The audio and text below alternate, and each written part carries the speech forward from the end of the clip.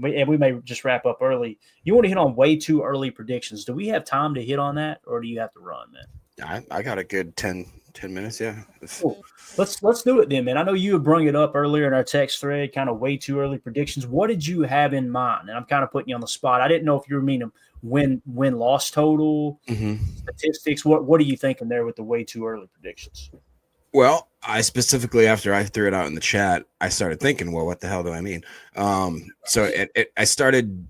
I do that all the time when I piss Mandy off. I go, what was I even thinking? I don't know what I was doing. When I break it down into like 3 categories that popped into my head most for the wins for the season, I settled on 12. I think 12 is a realistic number.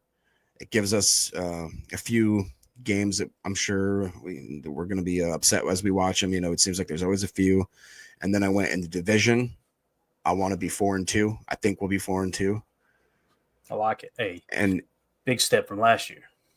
And then I want defense in multiple categories, just top 10.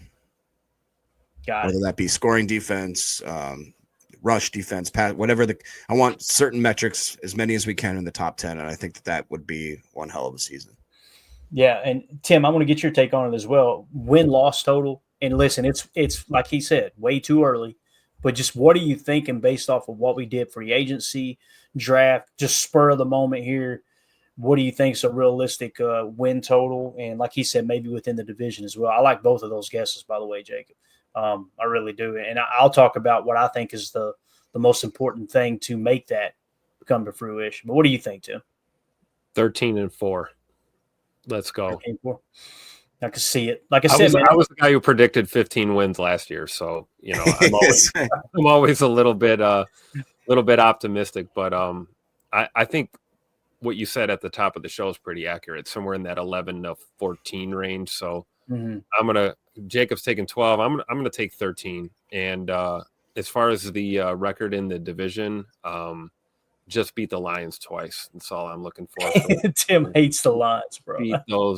Beat those bastards twice, please. Do it. I love it, man. Yeah, no.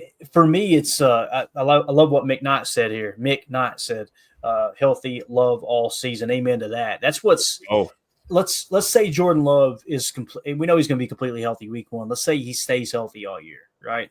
And I think the drop issue will improve. It can't get worse than it did last year, right? So if you improve that, if Jordan's healthy and the injuries played the majority of the role in the issue of him turning the ball over, if you protect the football way better this year, I think you've got a legit shot to get into that 12, 13, and 14 win range. They've got everything they need to get it done. People say we don't have a good enough pass rush. We were 8th in sacks. Now complain, right?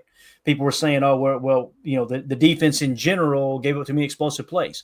No, we were actually 2nd in run defense. I think we were tied for 3rd in EPA per drop back in pass coverage. Like there's a lot of people that talk about how they don't like the cornerbacks, right? They're like, oh, this cornerback room scares me. I'm like, why?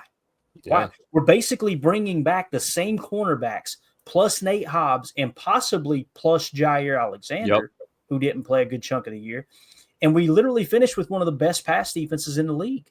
Yeah. Like I don't understand. We went from Corey Ballantyne to Nate Hobbs. And that's not an improvement. I'll take that all day. Perfect comparison there, or perfect parallel, I guess you could say, because that's exactly how I look at the rosters. Okay, what are we trading out? What are we changing? Yes, we lost Christian Watson, but what did you pick up?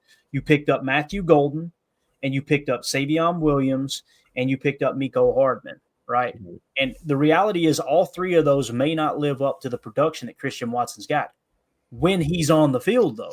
Right. So it's not like Christian Watson was healthy the entire year either, and when he was on the field, he was banged up most of the time, right? So, I think it's very realistic sitting here on May the 8th, and that the Packers could win somewhere between 11 to 14 games, somewhere in that range. Now, when we look at the schedule on the 14th when it drops, one of my favorite shows of the year. We pull the schedule up and we go through week by week, and we make our predictions. That's where Tim came up with 15, right?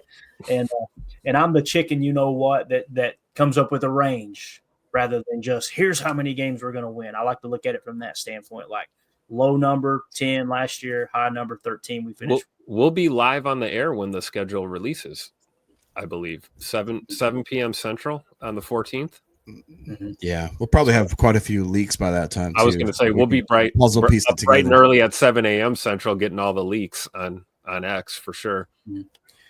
Yeah, I love it. Johnny B says Rednecks and Sconies acronym is RAS. There we go. It's perfect. Just saying. Rednecks and Sconies, and the whole podcast is going to be about conspiracy theories, right, Jake? Oh my God, man. That'd be a great podcast, man. Yes, it would. All 3 people would tune into that, I guarantee. Oh, Holmes MD1 says Green Bay has a tough schedule this year, guys. Holmes, this isn't a shot at you. Please don't take this personal. But I cannot stand when people say that in May, because you don't know what these teams are going to be like. Like, it changes every single year. How many times it's, boy, we expect this team might be a Super Bowl contender. You look up and they win 6 games. You know, like the Bears are taking back the North and never giving it back, right? Remember that? Heard that for the last decade, right? Yeah. Yeah. So, like, when I look at, you know, they have a tough schedule this year. We finished 3rd in the division, correct? So we're going to be playing all the 3rd place teams of the divisions that we actually play against, right? So you're basing that off of, okay, what did they do this offseason? Well, those rookies haven't suited up for 1 game. We don't know who's going to be hits and who's going to be busts. So I just don't look at it as black and white as that, you know. And maybe you don't either. Let's see what he says here. True Clay. I meant by the division matchup. Oh, so he's saying in the division, and I would agree with that, right? But I'll say this, man. After we looked at the draft picks the other night, Jake, if you remember us doing this little exercise, and you look up at what teams lost and what they added, Chicago, I think, took a step forward in terms of free agency. They took a slight step forward. But you look at their draft and go, ain't a whole lot there, right? Get ready to go. I feel like Detroit losing their OC and their DC. I think they took 2 steps back. Yeah. And Jared Goff, does anybody think Jared Goff's a superstar? Like last year, he played like a superstar last year statistically, right? But what are the chances he does that again this year? And by the way, they got to play all the first place teams of the divisions they got to face, right? So Minnesota, they've got a first-year starting quarterback. So on the surface, I can see how you go, man, this division, wow, this looks tough, right? But when you truly dive into what these teams did in the offseason, Detroit, I feel like they did really, really well in the offseason, other than losing their 2nd and 3rd in command in terms of coaches, right? And they got that guy crawling around like a weirdo. So I don't know, man. I feel really good about where the team is. But again, players got to stay healthy, and the Packers have got to protect the football. Turnover differential is going to be the big thing, because I do not expect our defense to take the ball away at the rate they did last year. You know what I'm saying? Like, that was – and I know it slowed down in the second half of the season, but it was somewhat unrealistic what Xavier McKinney was doing. We cannot expect him to do that every year. So no doubt about that. But anything else you want to add to that conversation there, Jacob? I think I'm sitting somewhere around, and again, it's way too early, like you said, May 8th. I'm looking at, like, realistically, I think the Packers could finish with 12 wins as it sits right now. But we'll look at the schedule and dive in a little deeper. Anything else you want to hit on with that, Jacob? No, man, that like I said, just throwing some stuff out there. It'd be nice. We should maybe write it down, put it on the scroller or something, and then we'll do another one, you know, after OTAs and that kind of thing. I think it'd be fun. Mm-hmm. Holmes says, I meant what division we play that is not ours. I love our chances. Don't get me wrong. He said, I say 11 to 13. Yep. I could see that. J. Cole's saying 12 and 5. 12 and 5. Yeah. So I think those are all realistic. And again, man, it's going to come down. The one thing I like about Matt LaFleur, whether his team starts slow, like in 2023, he gets it turned around. You know what I mean? He's the king of making adjustments. Last year we started a little hot, other than week 1 with Philly, and then we kind of ended the season slow, right? You know, we lose 2 games in a row there at the end of the year, and just kind of felt like the team was regressing as we got later in the year, but everybody was banged up. Jaden Reed was still banged up. Luke Musgrave had battled injury, Tucker Kraft had battled injuries. Luke Musgrave was probably still out. I can't remember what week he came back, if he did. But Josh Jacobs, I'm going to do a little write-up on him tomorrow for our Patreon community. You guys make sure you check that out, and we'll dive into him a little bit. I thought what would be cool to do is, you know how we've been doing the rookie scouting reports all year long, like, you know, for these draft picks? I thought let's go back and kind of tell Josh Jacobs' story, high school, college, just as if he was a prospect.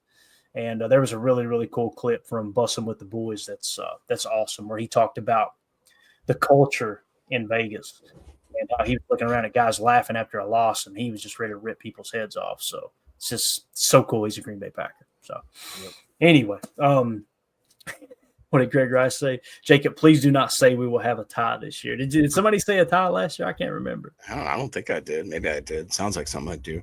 It does. I think you did. I think you did. I think you had one tie on there.